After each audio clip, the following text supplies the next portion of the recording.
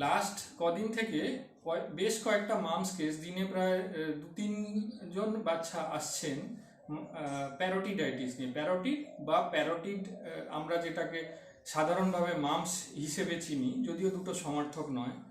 তো যেটা হয় বেসিক্যালি, আমাদের একটি প্যারোটিড বলে লালা গ্রন্থি কানের সামনে থাকে।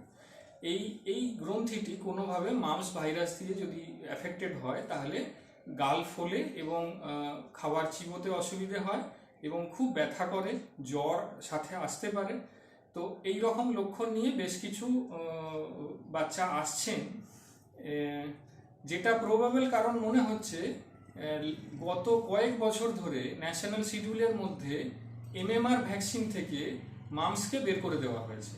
এখন শুধুমাত্র এম আর আর দেওয়া হয়। এমস হচ্ছে মিজলস আর আর হচ্ছে রুবেলা। মামসকে ভ্যাকসিনেট করা হয় না এখন আর বাচ্চাদের। তার ফলে ন্যাচারালি এটা খুব এক্সপেক্টেড যে মামসের এরকম আউটব্রেক অবশ্যম্ভাবী আর কি। তো যদিও আপাতভাবে মামস খুব কিছু ভয়ঙ্কর রোগ করে না, কিন্তু এর অনেক লং টার্ম সাইড এফেক্ট আছে।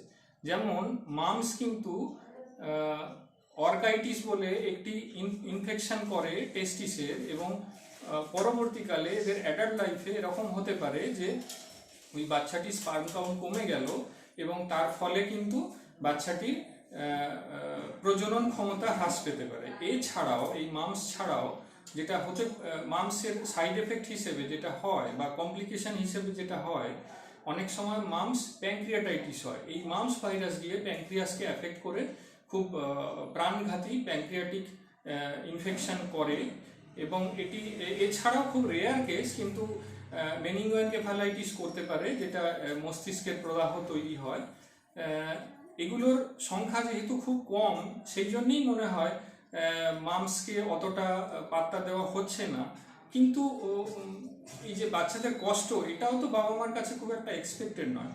আরও একটা যেটা বলতে চাই, এই ভাইরাস কলকাতার দিকে কিন্তু অ্যাপারেন্টলি কম এফেক্ট করছে মফস্বলের তুলনায়।